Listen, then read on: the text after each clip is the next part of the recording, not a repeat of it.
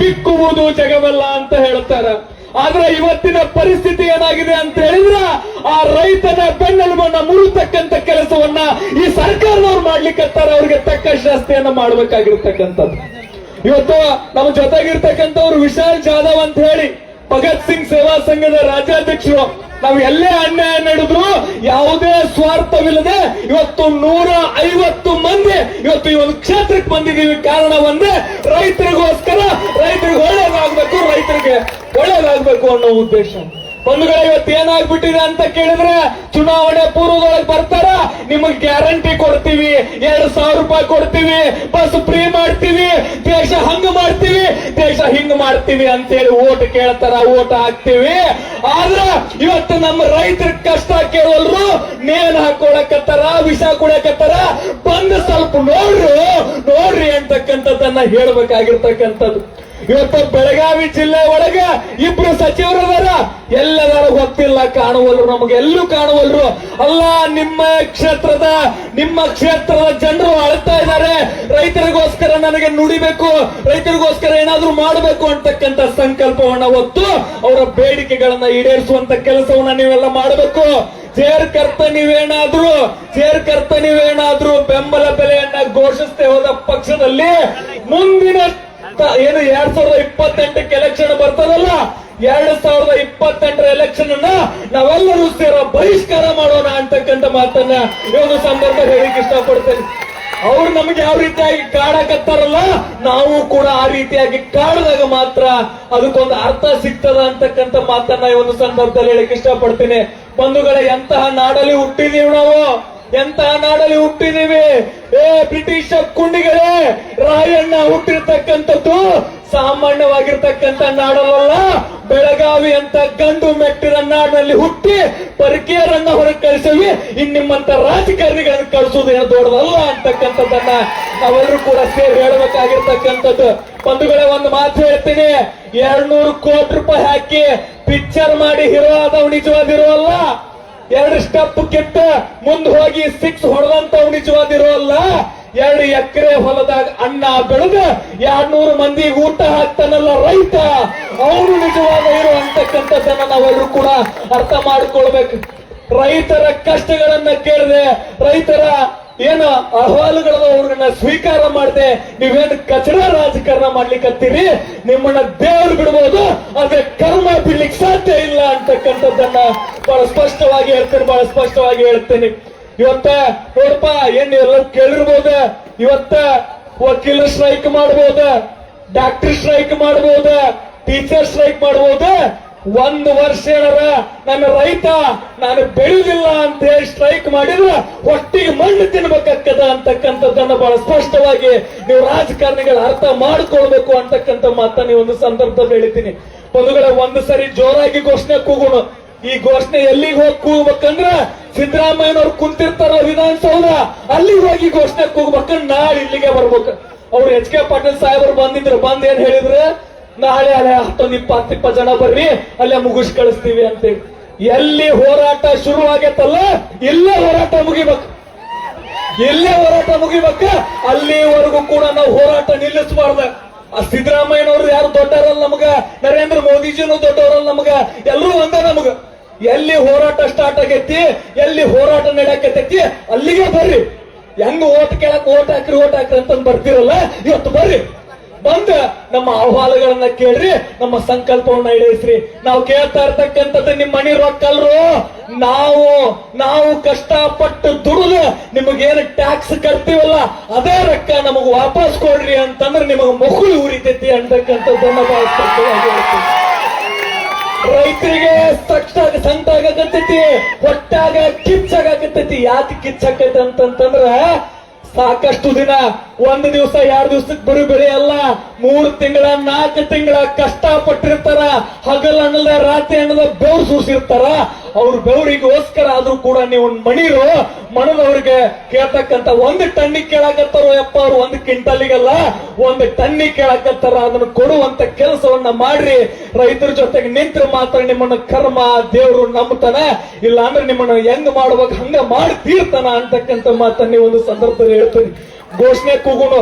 ಎಲ್ಲಿ ಮಠ ಇದು ಘೋಷಣೆ ಹೋಗ್ಬೇಕಂದ್ರ ಅಂತಂದ್ರ ಎಲ್ಲಿ ಮಠ ಹೋಗಿ ಘೋಷಣೆ ಹೋಗ್ಬೇಕಂದ್ರ ವಿಧಾನಸೌಧಕ್ಕೆ ಹೋಗಿ ಮುಟ್ಟಬೇಕ, ಅಲ್ಲಿವರೆಗೂ ಘೋಷಣೆ ಕೂಗುನು. ಇಲ್ಲಿ ನಮ್ಮ ವಿಶಾಲಣ್ಣ ನಿಂತಾರ, ಅವ್ರು ಮಾತಾಡುದಿಲ್ಲ ಆದ್ರೂ ಕೂಡ ಈ ಒಂದು ಸ್ಟ್ರೈಕ್ ನಡೆದೈತಿ ಅಂತ ಹೇಳಿದ ತಕ್ಷಣ ಸುಮಾರು 150 ಜನನ ಕರ್ಕೊಂಡು ಬರ್ತಕ್ಕಂಥ ಶಕ್ತಿಯನ್ನ ಇಟ್ಟುಕೊಂಡಿದ್ದಾರೆ. ಜೋರಾಗಿ ಒಂದ್ಸಲ ಚಪ್ಪಾಳೆ ಕಟ್ಟಬೇಕು. ಯಾಕಪ್ಪ ಅಂದ್ರೆ ಹುಬ್ಬಳ್ಳಿಯಿಂದ ಇಲ್ಲಿಗೆ ಬಂದೇವಿ, ಕಾರಣ ಇಷ್ಟೇ, ಯಾವುದೇ ಸ್ವಾರ್ಥ ಇಲ್ಲ, ರಾಜಕೀಯ ಇಲ್ಲ, ಏನೂ ಇಲ್ಲ. ನಮ್ಗೆ ಯಾರ ರಾಜಕಾರಣಿಗಳು ಬೇಡ, ಯಾರ ರಾಜಕೀಯಗಳು ಬೇಡ. ನಮ್ದು ಒಂದೇ ಗುರಿ ಏನಪ್ಪಾ ಅಂದ್ರೆ ಸೇವಾ ಹಿ ಪರಮೋ ಧರ್ಮ ಅಂತಕ್ಕಂಥದ್ದೇ ಅದಡಿಯಲ್ಲಿ ನಾವು ಕೆಲಸವನ್ನ ಮಾಡ್ಲಿಕ್ಕೆ. ನಮ್ಗೆ ಯಾವುದು ಬೇಡ, ಏನು ಬೇಡ. ಅವರು ಆ ನಿಟ್ಟಿನೊಳಗ ವಿಶಾಲ್ ಜಾಧವ್ ಅವರು ನಿರಂತರವಾಗಿ ಭಗತ್ ಸಿಂಗ್ ಸೇವಾ ಸಂಘದ ಮೂಲಕ ಮಾಡ್ತಾ ಇದಾರೆ. ಒಂದ್ಸಲ ಜೋರಾಗಿ ಕೈ ಎತ್ತಿ ಘೋಷಣೆ ಕೂಗುನು, ವಿಧಾನಸೌಧಕ್ಕೆ ಹೋಗಿ ಮುಟ್ಟಬೇಕು. ಕೂಗುನ್ರಿ, बोलो भारत माता की, भारत माता के, भारत माता के, भगत सिंह के ರೈತರ ಹೋರಾಟಕ್ಕೆ, ರೈತರ ಹೋರಾಟಕ್ಕೆ. ಧನ್ಯವಾದ. ವಾಸು ಪಂಡ್ರೋಳಿ ಅವರ ಎಲ್ಲಿರಿ? 50 ಸಲ ಫೋನ್ ಹಚ್ಚಾರ, ಫೋನ್ ಹಚ್ತವ್ರಿ. ಅಧ್ಯಕ್ಷರ ಗಾಡಿ ಕಡೆಗೆ ಬರ್ರಿ ಲಘು ಪಟ್ನ.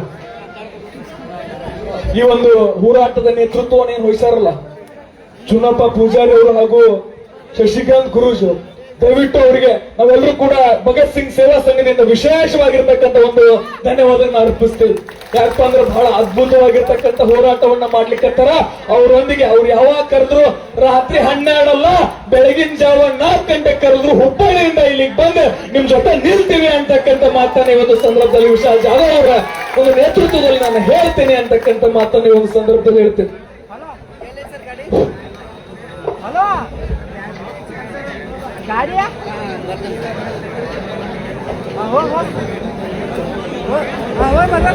ಶ್ರೀಶೈಲ ಅಂಗಡಿ ಹೋಗಿ ಕೊಡ್ಸಿ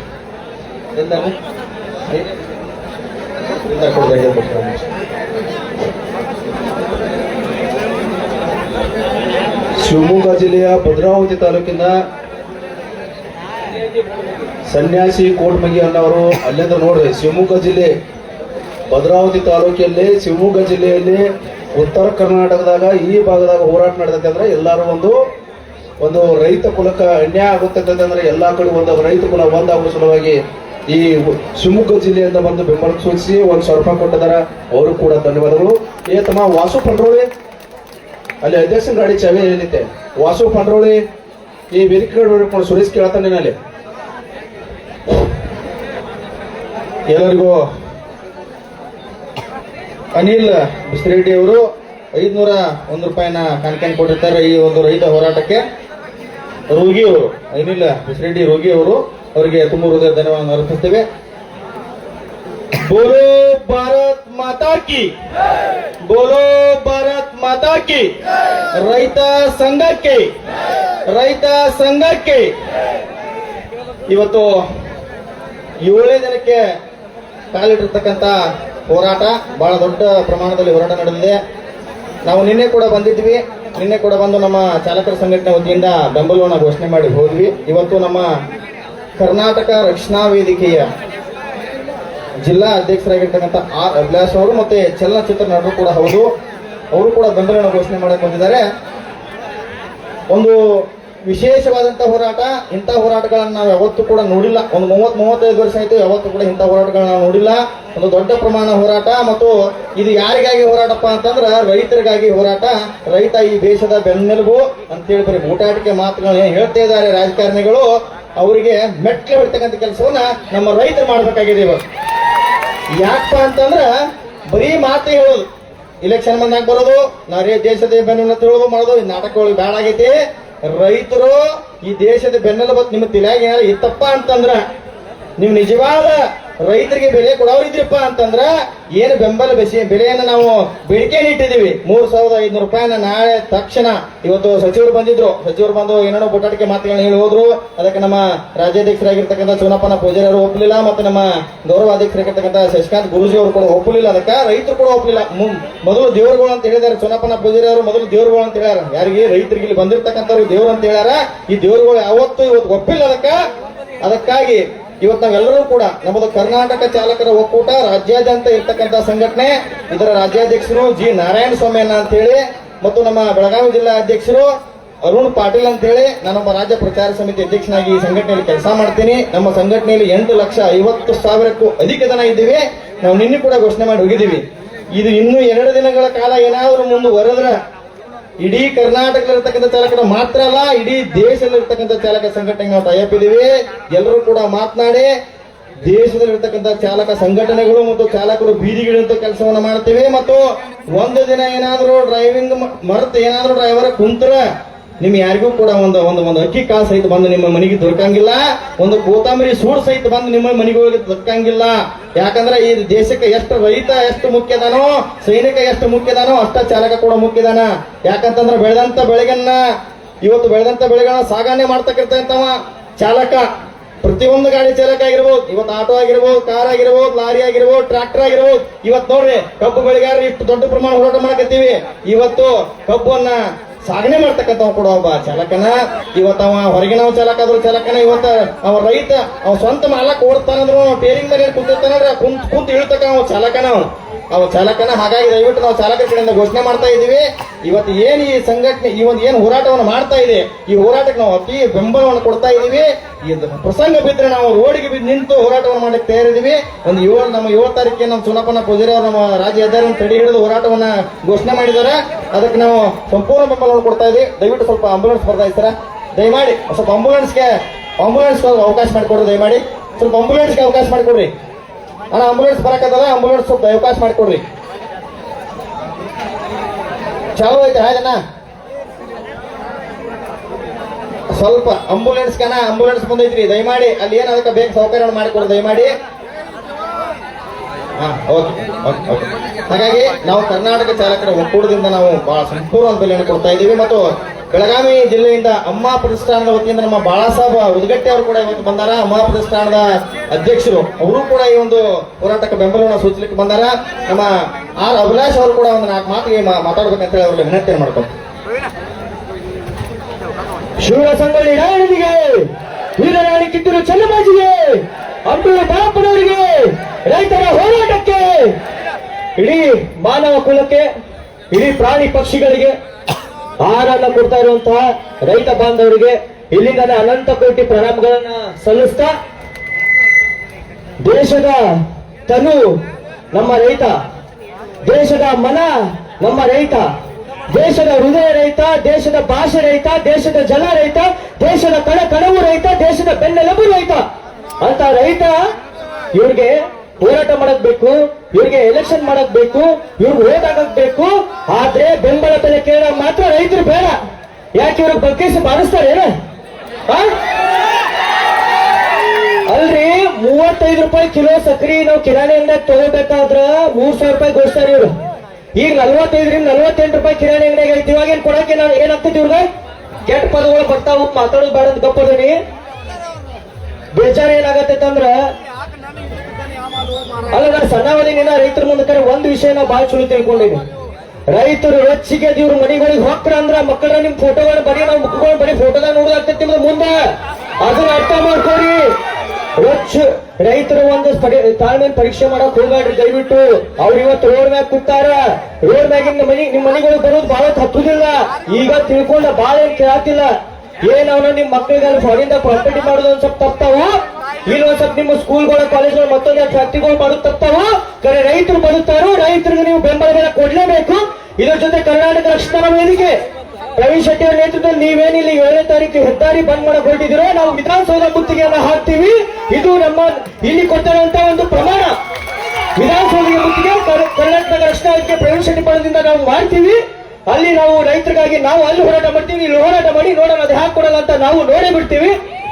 ಆ ಕರ್ನಾಟಕ ರಕ್ಷಣಾ ವೇದಿಕೆ ಸಂಪೂರ್ಣ ಬೆಂಬಲ ರೈತರ ಜೊತೆಗಿದೆ. ಹಾಗಾಗಿ ದಯವಿಟ್ಟು ಎಲ್ಲ ನನ್ನ ರೈತರ ಬಾಂಧವರಲ್ಲಿ ಒಂದು ಮನವಿ ಮಾಡ್ತೀನಿ. ನೀವು ಇವತ್ತು ನನಗೆ ಏನೋ ಒಂದು ವಿಷಯ ಕೇಳ್ಪಟ್ಟಿಲ್ಲ, ಯಾರು ನಾಯಕರುಗಳು ಬಂದಿಲ್ಲ, ಸ್ಥಳೀಯ ಶಾಸಕರು ಸಹ ಬಂದಿಲ್ಲ ಅಂತ ಕೇಳ್ಪಟ್ಟಿ ತುಂಬಾ ನೋವಾಯ್ತು. ತಾವು ಯಾರಿಗೂ ಮುಂದಿನ ಸರಿ ಎಲೆಕ್ಷನ್ ಅವ್ರು ಹೇಳಿದ್ರು ಬಹಿಷ್ಕಾರ ಮಾಡಿದ್ರೆ ಮತ್ತೆ ಅವ್ರಿಗೆ ಲಾಭ, ಮತ್ತೆ ಓಟ ದುಡ್ಡು ಕೊಟ್ಬಿಟ್ಟು ಮತ್ತೆ ಕರ್ಕೊಂಡ್ಬಂದು ಓಟ್ ಹಾಕಿಸ್ತಾರೆ ಅವ್ರ. ಅದನ್ನ ಮಾಡಕ್ ಹೋಗ್ಬೇಡಿ. ಯಾರೋ ಇಲ್ಲೇ ರೈತ ಒಬ್ಬ ನಾಯಕ ನಿಲ್ಸಿ ಒಬ್ಬ ರೈತರ MLA ಮಾಡ್ರಿ ನೀವು. ಅವಾಗ ರೈತರ ಕಷ್ಟ ಸರ್ಕಾರ ಮುಗಿಸುವಂತ ಕೆಲಸ ಆಗ್ತೈತಿ.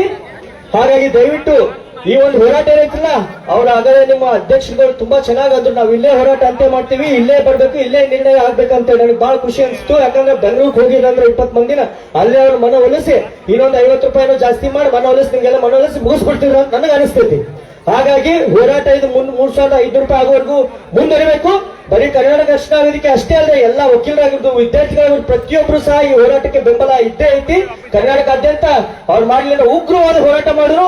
ನಾ ಏನ್ ಹೇಳಿದಿಲ್ಲ ಆಗಲೇ ಮನೆಗೊಳಗ್ ನುಗ್ಗಿದ್ರ ರೊಚ್ಚಿಗೆದ್ರ ಅವ್ರ ಫೋಟೋಗಳು ಮುಖ ಬರೀ ಅವ್ರ ಫೋಟೋಗಳು ನೋಡೋದಾಗ್ತೈತಿ. ಅಂತ ಸಂದರ್ಭ ಬಂದ್ರು ಬರ್ತೈತಿ. ದಯವಿಟ್ಟು ಎಚ್ಚೆತ್ಕೊಂಡು ಏನು ರಾಜಕಾರಣಿಗಳು ಇದ್ದಾರೆ, ಬೆಳಗಾವಿ ರಾಜಕಾರಣಿಗಳು, ನಿರ್ಲಜ್ಜ ರಾಜಕಾರಣಿಗಳು, ನಾಚಿಕೆಟ್ಟ ರಾಜಕಾರಣಿಗಳು, ಅವ್ರು ಇದನ್ನ ತಿಳ್ಕೊಳ್ಬೇಕು ಅಂತ ಈ ಮೂಲಕ ಕರ್ನಾಟಕ ರಕ್ಷಣಾ ವೇದಿಕೆ ಅವರಿಗೆ ಎಚ್ಚರಿಕೆಯನ್ನು ಕೊಡ್ತಾ ಇದೀವಿ. ಇದು ನಮ್ಮ ಇನ್ನೂ ತುಂಬಾ ಜನ ಕಾರ್ಯಕರ್ತರು ಬಂದಿರೋ ಈ ರಶ್ ಅಲ್ಲಿ ಇಲ್ಲಿ ಅಸ್ತವ್ಯಸ್ತಾಗಿ ಹೋಗಿದ್ದಾರೆ. ನಮ್ಮ ಬೆಳಗಾವಿಯಲ್ಲಿ ಶಿವಾನಂದನ ಅಂತ ಒಬ್ರು ಇದ್ದಾರೆ, ಶಿವಮ್ ಗ್ರೂಪ್ ಅಂತ ಅವ್ರು ಮಾಡ್ಕೊಂಡಿದ್ದಾರೆ. ಅವರು ಯಾವುದೇ ರಾಜಕಾರಣ ಅಲ್ಲ, ಯಾವುದೇ ಲಾಭ ಇಲ್ಲ, ರೈತರಿಗಾಗಿ ಸೈನಿಕರಿಗಾಗಿ ಅವ್ರ ಸ್ವಂತ ದುಡ್ಡಿಂದ ಅವ್ರ ಕೆಲಸಗಳನ್ನ ಮಾಡ್ತಾ ಇದ್ದಾರೆ. ಅವರು ಸಹ ನಾವು ಕರ್ಕೊಂಡ್ಬಂದು ರೈತರ ಹೋರಾಟದ ಜೊತೆಗೆ ನಾವು ನಿಲ್ತೀವಿ ಅಂತ ಈ ಮೂಲಕ ಭರವಸೆಯನ್ನ ತಮ್ಮೆಲ್ಲರೂ ಕೊಡ್ತಾ 7ನೇ ತಾರೀಕು ವಿಧಾನಸೌಧ ಚಲೋ, ವಿಧಾನಸೌಧ ಮುತ್ತಿಗೆ ಕರ್ನಾಟಕ ರಕ್ಷಣಾ ವೇದಿಕೆಯಿಂದ ನಾವು ಮಾಡ್ತೀವಿ ಅಂತ ಪ್ರಮಾಣ ಮಾಡ್ತಾ ನಾನು 2 ಗಂಟೆ ಮಾತುಗಳನ್ನ ಮುಗಿಸ್ತೀನಿ. ಹೋದರೆ ಹೋಗಲಿ ತಲೆಹಾರಿ, ಬಿದ್ದರೆ ಬೀಳಲಿ ಮೈನೆತ್ತರಕಾರಿ, ರೈತರ ನೆಲ್ಮೆಗೆ ಹೋರಾಡಿ ಅಂತ ಹೇಳ್ತಾ ನನ್ನ ಮಾತುಗಳನ್ನ ಮುಗಿಸ್ತೀನಿ. ಜೈ ಹಿಂದ್, ಜೈ ಕರ್ನಾಟಕ ಮಾತೆ. ಒಂದು ಕರ್ನಾಟಕ ರಕ್ಷಣಾ ವೇದಿಕೆಯ ಪ್ರವೀಣ್ ಶೆಟ್ಟಿ ಬಣ್ಣದ ಬೆಳಗಾವಿ ಜಿಲ್ಲೆ ಅಧ್ಯಕ್ಷರಾಗಿರ್ತಕ್ಕಂಥ ಆರ್ ಅಭಿಲಾಷ್ ಅವರಿಗೆ ಅಭಿನಂದನೆಗಳನ್ನು ಸಲ್ಲಿಸ್ತಾ ಇದ್ದೀವಿ. ಹಾಗೂ ಅಮ್ಮ ಪ್ರತಿಷ್ಠಾನದ ಅಧ್ಯಕ್ಷರಾಗಿರ್ತಕ್ಕಂಥ ನಮ್ಮ ಬಾಳಾಸಾಹೇಬ ಉದಗಟ್ಟಿ ಅವರು ಒಂದೆರಡು ಮಾತನ್ನ ಆಡ್ಬೇಕಂತ ಹೇಳಿ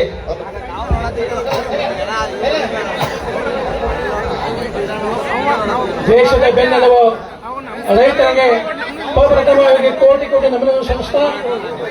ಇವತ್ತು ಈ ಜನ ನೋಡಿ ಯಾವುದೋ ಒಂದು ಸಿಎಂಗೆ ಜನ ಬರಂಗಿಲ್ಲ, ಅದು ಜನ ಬಂದಿದೆ. ಅದಕ್ಕೆ ನಾವು ಅಮ್ಮ ಪ್ರತಿಷ್ಠಾನರಿಗೆ, ಚಾಲಕ ಸಂಘಟನೆಯಾಗಲಿ, ಕರ್ನಾಟಕ ರಕ್ಷಣಾ ವೇದಿಕೆ ಆಗಲಿ, ಕೃಷಿ ವ್ಯಾಪಾರಸ್ಥರಾಗಲಿ, ಐಷರ್ ಕಂಪನಿ ಆಗಲಿ, ಎಲ್ಲ ಕಂಪನಿ ವತಿಯಿಂದ ಇವತ್ತು ನಿಮಗೆ ಬೆಂಬಲ ಸೂಚಿಸಿದ್ದೇವೆ. ಇನ್ನು 4 ದಿವಸದಿಂದ ಆದ್ರೆ ಬಂದು ಸಪೋರ್ಟ್ ಮಾಡ್ತೀವಿ ಅಂತ ಹೇಳಿ ಇದು 3,000 ಇದ್ದರಲ್ಲ 4,000 ರೂಪಾಯಿ ಕೊಡಬೇಕು ಅದಕ್ಕೆ ಅಂತ ಹೇಳಿ ಇವತ್ತು 2 ಮಾತು ಮುಗಿಸ್ತಾ ಇದ್ದೀನಿ. ಜೈ ಕರ್ನಾಟಕ, ಜೈ ಹಿಂದ್, ಜೈ ರೈತರಿಗೆ. ಎಲ್ಲ ರೈತರಿಗೆ ಧನ್ಯವಾದಗಳನ್ನು ಅರ್ಪಿಸ್ತೀವಿ. ನಮಗೆ ಈ ಸ್ಟೇಜ್ ಮೇಲೆ ಕರೆದು 4 ಮಾತು ಮಾತಾಡಲಿಕ್ಕೆ ಅವಕಾಶ ಮಾಡಿಕೊಂಡಂತ ಎಲ್ಲ ರೈತ ಹೋರಾಟಗಾರರಿಗೆ ಹಾಗೂ ಈ ಒಂದು ಹೋರಾಟದ ಮುಂಚೂಣಿ ವಹಿಸಿರ್ತಕ್ಕಂಥ ಚನ್ನಪ್ಪನ ಪೂಜಾರಿ ಅವರಿಗೆ ಹಾಗೂ ಶಶಿಕಾಂತ್ ಗುರೂಜಿ ಅವರಿಗೆ ಮತ್ತೆ ನಮ್ಮ ಮುಗುಳುಕೋಟದ ಶ್ರೀಶೈಲ ಅಂಗಡಿ ಅವರಿಗೆ ಕೂಡ ನಾವು ಧನ್ಯವಾದಗಳನ್ನು ಅರ್ಪಿಸ್ತಾ ಇದ್ದೀವಿ. ಯಾವತ್ತೂ ಕೂಡ ನಾವು ರೈತರ ಪರವಾಗಿದ್ದೀವಿ. ಯಾಕಪ್ಪ ಅಂತಂದ್ರೆ ಒಂದು ಲಾಸ್ಟ್ ಒಂದು ಮಾತು ಹೇಳ್ತೇನೆ ನಿಮಗೆ ನಾವು ವೃತ್ತಿ ಒಳಗೆ ಡ್ರೈವರ್ಗಳು, ನಮ್ದು ಚಾಲಕರ ಸಂಘಟನೆ, ನಾವು ಯಾವ ರೀತಿ ರೈತರ ಅನ್ನ ತಿನ್ನಾಕತ್ತೀವಪ್ಪ ಅಂತಂದ್ರ ಬೆಳೆದ ಬೆಲೆ ಏನ್ ಬೆಳಿತಾನ ರೈತ ಬೆಳಿತಾನ ಅನ್ನೋದೇ ತಿನ್ನೋದು ನಿಂತು ನಾವು ಅದು ಒಂದೇದು. ಅದನ್ನ ಪರ್ಚೇಸ್ ಮಾಡಾಕ, ಅದನ್ನ ಖರೀದಿ ಮಾಡಾಕ ನಮಗ ಬಾಡಿಗೆ ಹೋಗಿ ಬಂದಾಗ ಮಾತ್ರ ದುಡ್ಡು ಸಿಗ್ತತಿ. ಆ ಬಾಡಿಗೆ ಕೊಡತಕ್ಕಂಥವನು ನಮಗ ರೈತ. ನಮ್ಮ ಚಾಲಕರಿಗೆ 70% ಬಾಡಿಗೆ ಬರ್ತಕ್ಕಂಥದ್ದು ರೈತರದು. ನಾವು ರೈತರ ಅನ್ನನ 2 ನಮೂನಿ ತಿನ್ನಕತ್ತೀವಿ. ಒಂದು ಬೆಳೆದ ಆಹಾರ ತಿನ್ನಕತ್ತೀವಿ, ಅದನ್ನ ಖರೀದಿ ಮಾಡಕ ದುಡ್ಡು ಸಹಿತ ಅವನಿಂದ ನಾವು ಸಂಪಾದನೆ ಮಾಡಕತ್ತೀವಿ. ನಾವು ಯಾವತ್ತೂ ಕೂಡ ಅವನಿಗೆ ಚಿರುಣಿ ಆಗಿರ್ತೀವಿ. ನಮ್ಮ ಚಾಲಕರ ಸಂಘಟನೆ ಆಗಿರ್ಬೋದು, ಪ್ರತಿಯೊಬ್ಬ ಚಾಲಕರಾಗಿರ್ಬೋದು, ದೇಶಾದ್ಯಂತ ಚಾಲಕರು ಬಂದು ಬೀದಿಗಿಳಿದು ರೈತರ ಪರ ಹೋರಾಟಕ್ಕೆ ನಾವು ನಿಲ್ತೀವಿ. ನಮ್ಮ ಆರ್ ಅಭಿಲಾಷ್ ಅವರು ಹೇಳಿದಂತೆ ನಾವು ವಿಧಾನಸಭೆ ಕೂಡ ಮುತ್ತಿಗೆ ಹಾಕ್ತೀವಿ. ಪ್ರಸಂಗ ಬಿದ್ದರೆ ದೆಹಲಿಗೆ ಹೋಗಿ ಅಲ್ಲೂ ಕೂಡ ಮುತ್ತಿಗೆ ಹಾಕುವಂತ ಕೆಲಸವನ್ನ ಎಲ್ಲರೂ ಸೇರಿ ಮಾಡೋಣ. ಎಲ್ಲಾ ರೈತ ದೇವರುಗಳಿಗೆ ನಾನು ವಂದನೆಗಳನ್ನ ಹೇಳ್ತಾನೆ. ನಾನು ಮಾತನ್ನು ಮುಗಿಸ್ತೇನೆ. ಜೈ ಜೈ ಕರ್ನಾಟಕ.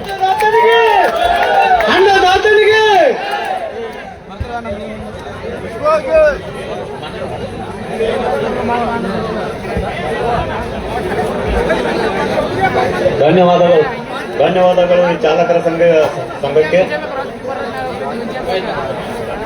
ವಾಸು ಪಂಡ್ರೋಳಿ ಎಲ್ಲಿದ್ದೀರಿ ಒಂದು ಸ್ವಲ್ಪ ವೇದಿಕೆ ಕಡೆ ಬರೀಪ್ಪ.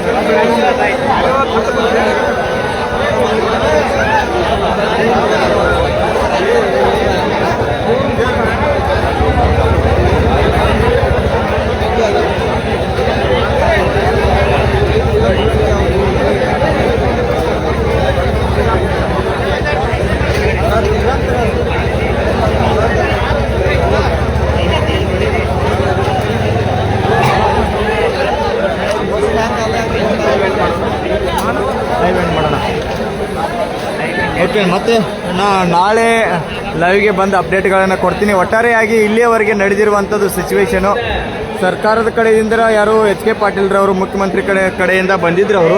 ಅವ್ರೇನಂದರೆ ಬೆಣ್ಣೆ ಒರೆಸುವಂಥ ಕೆಲಸ ಮಾಡಿದ್ರು. ನಾಳೆ 8 ಗಂಟೆ ತನಕ ಸಮಯವನ್ನು ಕೊಟ್ಟಿದ್ದಾರೆ. ಏನನ್ನೋದು ತಿಳಿಸ್ತೀನಿ ಅಂತ ಹೇಳಿದ್ದಾರೆ.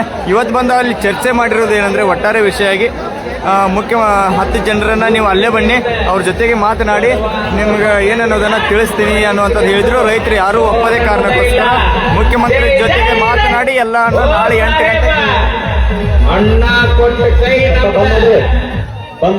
ಮುಖ್ಯಮಂತ್ರಿ ಜೊತೆಗೆ ಚರ್ಚೆ ಮಾಡಿ ನಾಳೆ 8 ಗಂಟೆಗೆ ಹೇಳ್ತೀನಿ ಅನ್ನುವಂಥ ಮಾತನ್ನು ಹೇಳಿದ್ದಾರೆ. ನೋಡೋಣ ಏನಾಗುತ್ತೆ ಅಂತೇಳಿ ನಾಳೆ ಒಳಗೆ ಕಾದು ನೋಡೋಣ. ನಾಳೆ ಏನಾದರೂ ತಿಳಿಲಿಲ್ಲ ಅಂದರೆ, ಸರಿಯಾಗಿ ರೈತರಿಗೆ ಬೆಂಬಲ ಬೆಲೆ ಅಥವಾ ಫ್ಯಾಕ್ಟರಿ ಅವ್ರ ಕಡೆಯಿಂದ ಬೆಲೆ ಸಿಗಲಿಲ್ಲ ಅಂದರೆ ಬೆಳೆದಿರುವಂಥ ಕಬ್ಬಿನ ಬೆಳೆಗೆ ಬೆಲೆ ಸಿಗದೇ ಇದ್ದರೆ ನಾಡಿದ್ದು 7ನೇ ತಾರೀಕು ರಾಷ್ಟ್ರೀಯ ಯಾವುದು ನ್ಯಾಷನಲ್ ಹೈವೇನ ಬಂದ್ ಮಾಡಿ, ಸಂಪೂರ್ಣ ಬಂದ್ ಮಾಡಿ ಅಲ್ಲೇ ಸಹಿತ ಕುಂಡ್ರುವಂಥ ಕೆಲಸ ಮಾಡ್ತೀವಿ ಅನ್ನುವಂಥದ್ದು ರೈತ ಮುಖಂಡರದ್ದು ಮತ್ತು ರೈತ ಒಟ್ಟಾರೆಯಾಗಿ ಒಗ್ಗಟ್ಟಿನಿಂದ ಎಲ್ಲ ರೈತರು ಹೇಳಿರುವಂಥದ್ದು. ನಾಳೆ 8 ಗಂಟೆ ರಾತ್ರಿ 8 ಗಂಟೆ ಅಂದರೆ ನಾಳೆ ಮುಂಜಾನೆ ಅಲ್ಲ, ಸಾಯಂಕಾಲ 8 ಗಂಟೆವರೆಗೆ ನಾವು ಕಾದು ನೋಡಬೇಕಾಗಿರುವಂಥದ್ದು. ಧನ್ಯವಾದ.